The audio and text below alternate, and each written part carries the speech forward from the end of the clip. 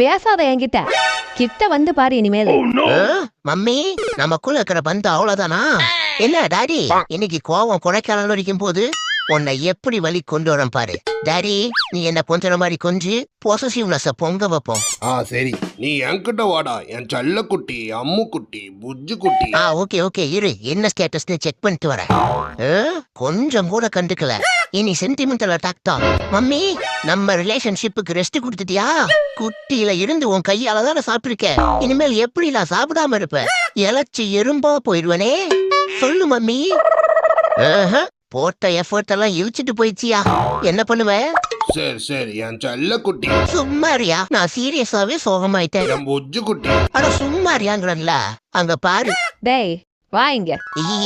மம்மினா mummy தான். Sorry mummy இனிமேல் நான் குறும் பண்ண மாட்டேன்.